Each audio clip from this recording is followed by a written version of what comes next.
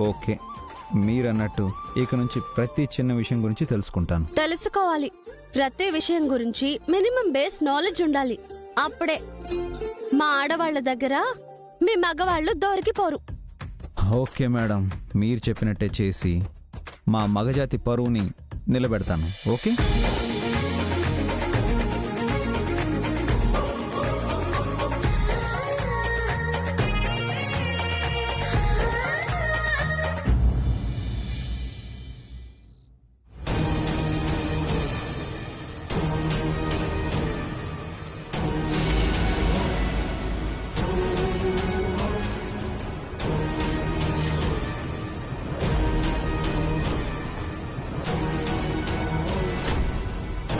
అప్పటికే నా ఎడమ కన్నా అతురుతోంది. అపశకునమని బతిమిలాడాను. వినకుండా 50 లక్షల నష్టం తీసుకొచ్చా. పైగా సంస్థకి చెడ్డ పేరు.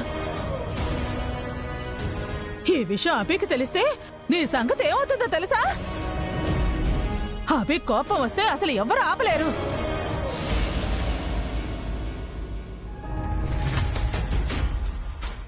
ఐదు లక్షల ఈవెంట్కి 50 లక్షల పెనాల్టీయా? ఎలా ఒప్పుకున్నావమ్మా? కాస్తైనా ఆలోచించక్కర్లా? చిన్న ఈవెంటే కదా, తప్పులేం జరగవనుకున్నాను మావయ్య. అసలు అభి సంతకాన్ని నువ్వు ఎలా ఫోర్జరీ చేసావు హారిక?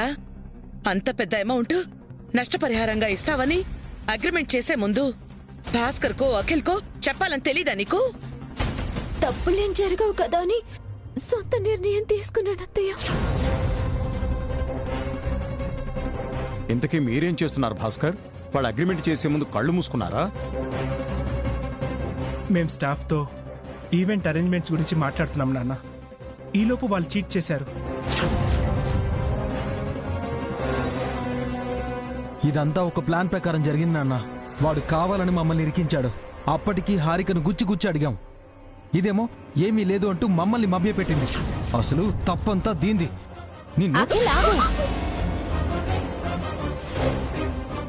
తనేదో అత్యుత్సాహంతో మీకు తెలియకుండా దాచిపెట్టింది. మీరే చెక్ చేసుకుని ఉండాల్సింది కదా. అసలు అభి అన్నయ్య వచ్చే వరకు మేము ఏ ఈవెంట్స్ చేయకూడదు అనుకున్నాం వదినా. వాళ్లతో నేను వద్దనే చెప్పాను. ఇదే ఫోర్స్ చేసింది. ఆఫీస్ దాకా వచ్చిన క్లయింట్స్ని ఊరికే ఇంటికి పంపడం ఎందుకు? ఈ ఈవెంట్ కూడా చేయాలని నేను కూడా ఓకే అన్నాను. ఇప్పుడు ఈ విషయం అభికి ఎలా చెప్పాలి భాస్కర్? మీ మీద నమ్మకంతో అభి వసుని పిల్లల్ని తీసుకుని అత్తారింటికి వెళ్ళాడు. అక్కడ సంతోషంగా ఉంటున్నాడు. ఇలా జరిగిందని అభికి ఎలా చెప్పాలి?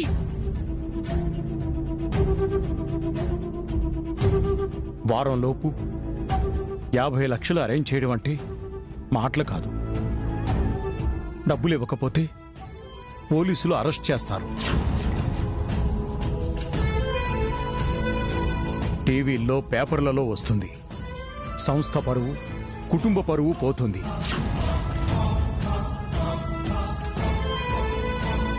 ఇన్నాళ్లు అభి కష్టపడి సంపాదించిన పేరు టప్పు మీ వల్ల ఒక్క రోజులో మట్టి కొట్టుకుపోయాయి.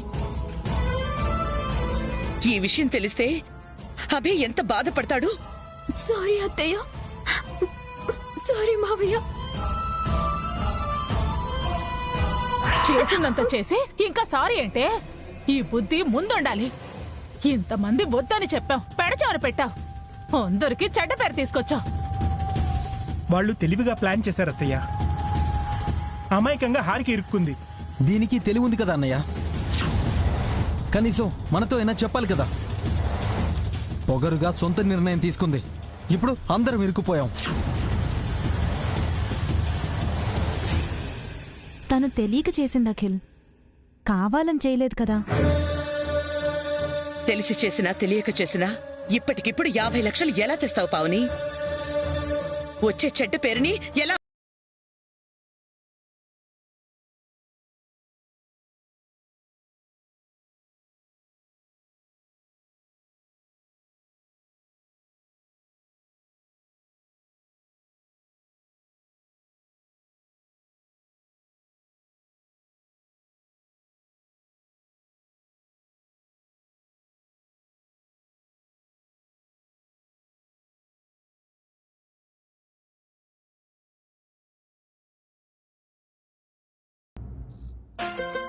ఓకే రెడీయా అందరూ?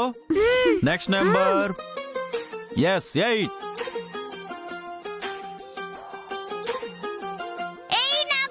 ఓ వావ్. నాకు రాలే.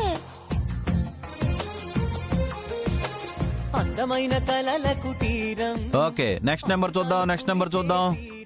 నెక్స్ట్ ఇల్లు ప్రేమాలయం దేవుళ్ళ నాకొచ్చింది. వావ్, మళ్ళీ నీకే వచ్చిందా?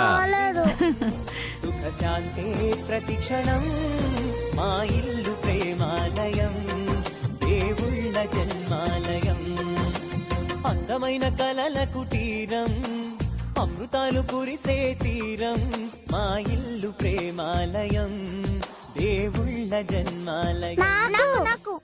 89.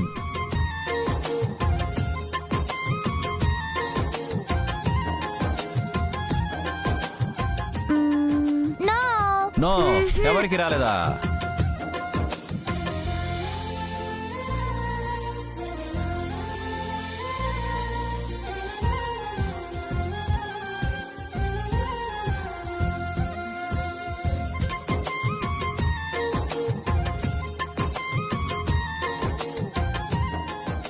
ఏంటండి ఇక్కడికి వచ్చాక కూడా సరదాగా టైం స్పెండ్ చేయకుండా వర్క్ చేస్తున్నారేంటి? వసుగారు, నా ఇంపార్టెంట్ మెయిల్స్ పంపిస్తున్నాను వసుగారు. బా తర్వాత పంపిద్దురులేండి. రండి. ఏ వసుగారు, అరే ఇంపార్టెంట్ అండి, చాలా అర్జెంట్. రండి వసుగారు రండి.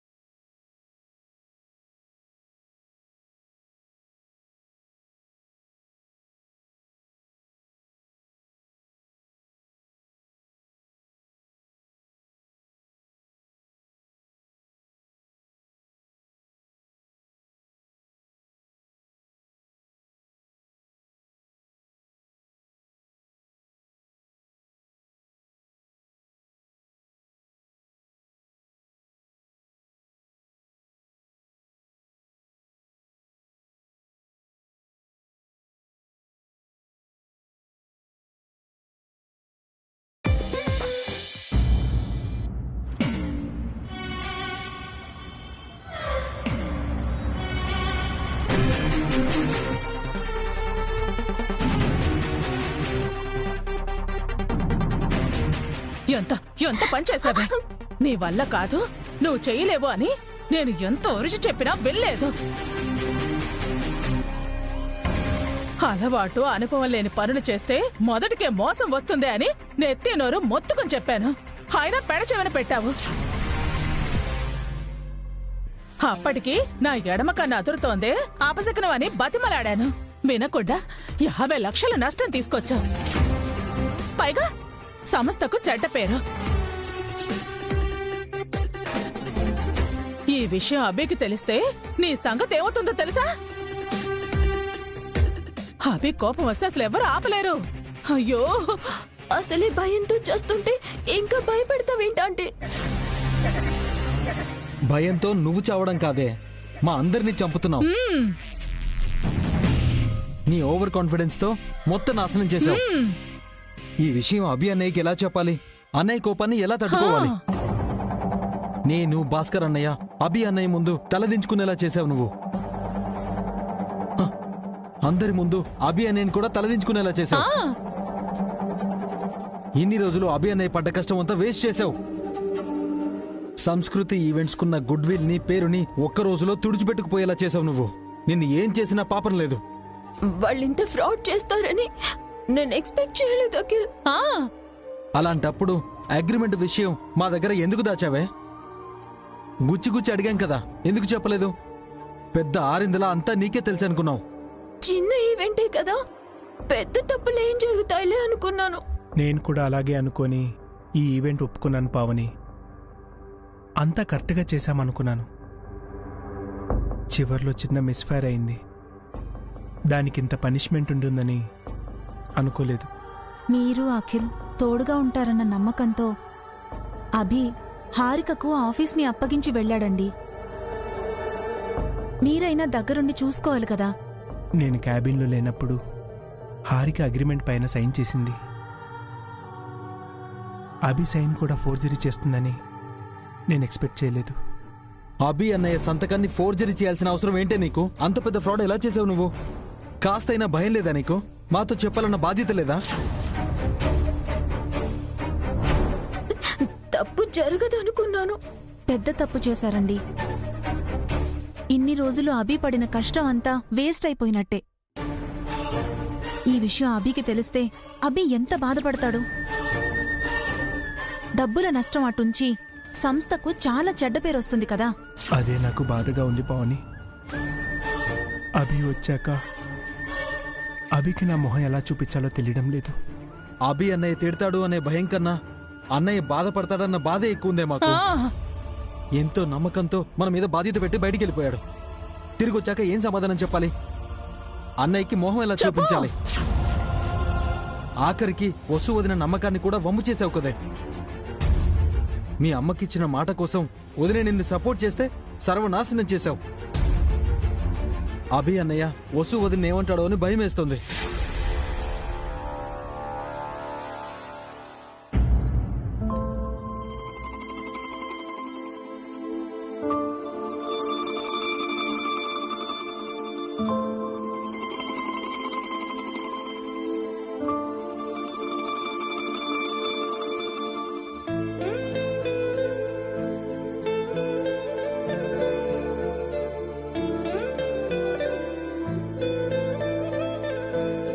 ఏమండి, తాగండి.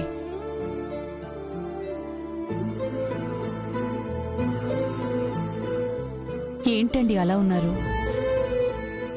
రాకరాక అల్లుడుగారు, వసు, పిల్లలు మన ఇంటికొచ్చారు. రేపు ఉదయమే వెళ్ళిపోతామంటున్నారు. వెళ్ళేటప్పుడు వాళ్లకు కొత్త బట్టలు పెట్టి సాగనంపుదాం అనుకుంటే చేతిలో రూపాయి లేదు సుశీల. ఏం చేయాలో పాలుపోవడం లేదు. అవునండి, మనం కష్టాల్లో ఉంటే అల్లుడు గారు మీకు ఉద్యోగం ఇచ్చి ఆదుకున్నారు. వారిని ఇంటికి పిలిచి భోజనమైతే పెట్టగలిగాం.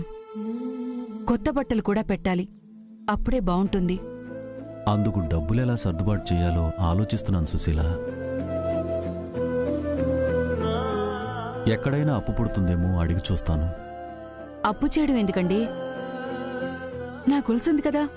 నీ గొలుసు తాకట్టు పెట్టడం ఊరికే మెళ్ళో ఉంటే ఏం చేస్తుందండి? ఇలాంటి అవసరాలకు ఉపయోగపడితే బావుంటుంది కదా. మరి నువ్వు మెళ్ళో వేసుకోవడానికి కావాలి కదా. 50 100 పెడితే ఇలాంటి రోల్డ్ గోల్డ్ గొలుసు వస్తుంది. అది తీసుకురండి చాలు. వసు కూడా అనుమానం రాకుండా ఉంటుంది. తీసుకోండి.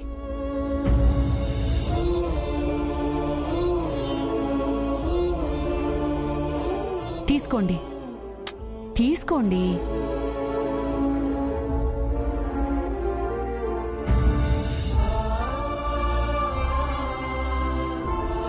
సారీ సుశీల, నిన్ను ఇబ్బంది పెడుతున్నాను.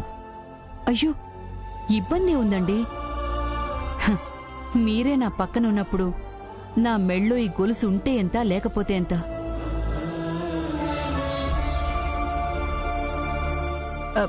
మీరేం ఫీల్ అవ్వకండి. చాలా థ్యాంక్స్ సుశీల, అర్థం చేసుకున్నావు. త్వరలోనే గొలుసును విడిపించి తిరిగిచ్చేస్తాను. అంత తొందర ఏం లేదులేండి. రేపు అల్లుడు గారు వసు పిల్లలకు కొత్త బట్టలు పెట్టి వాళ్ళని సంతోషంగా సాగనంపితే అదే చాలు, అదే తృప్తి.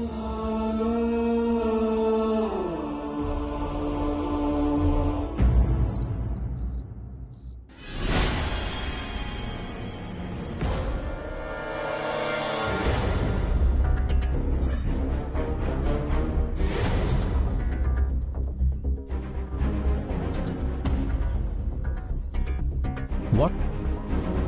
50 lakhs పెనాల్టీ కట్టాలా? ఎవరిని అడిగి అగ్రిమెంట్ చేసావు? నా సైన్ ఫోర్జరీ చేసావా? క్లయింట్స్ రావాల్సిన ఆఫీస్కి కాప్స్ వచ్చారు. నిన్ను ఏమనాలి? నీకు అసలు బుద్ధి జ్ఞానం ఉందా? పెద్ద చదువులు చదివానన్నావు, ఇదేనా నీ తెలివి? నిన్ను నమ్మి ఆఫీస్ అప్పచెప్తే మనీ లాస్, 50 lakhs లాస్ చేసావు. అది కాకుండా కంపెనీకి చెడ్డ పేరు తీసుకొచ్చావు. You brainless.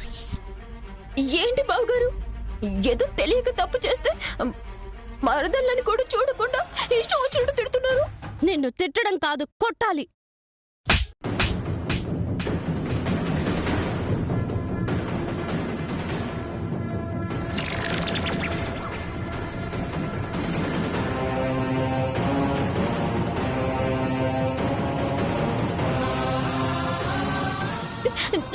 నన్నే కొడతావా? ఇంతవరకు మా మామ్ డాడీ నన్ను కొట్టలేదు. నువ్వు చేసిన పనికి శిక్ష పడాలి. అప్పుడే నీకు బుద్ధి వస్తుంది. ఇంకోసారి ఇలాంటి తప్పు చేయవు. నన్ను శిక్షిస్తారా? నేనెవరో తెలిసే మాట్లాడుతున్నారా? The great business woman Chamundeshwari ఏకైక డాటర్ని నేను. ఇంత జరిగినా నీకు పొగరు తగ్గలేదా? అందుకే తనకి పనిష్మెంట్ పడాలి వసు గారు. తన్ని చేత్తో కొట్టడం కాదు.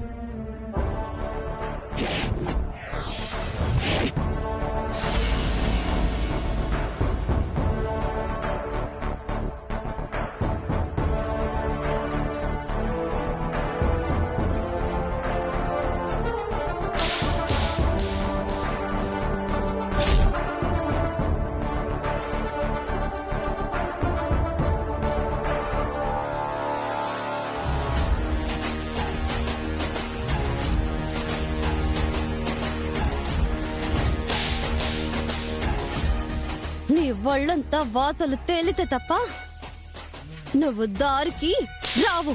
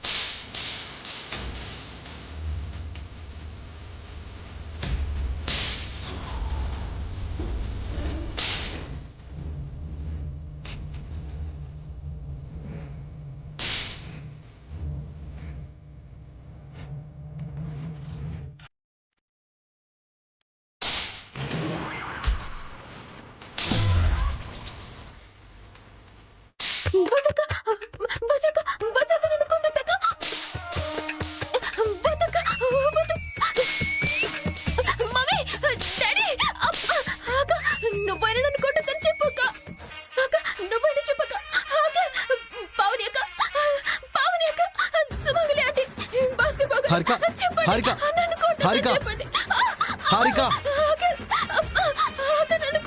హారిక, హారిక, లే, హారిక, హారిక, ఏమైంది?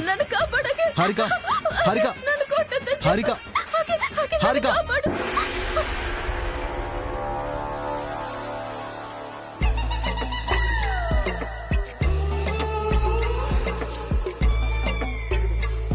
ఏమైంది?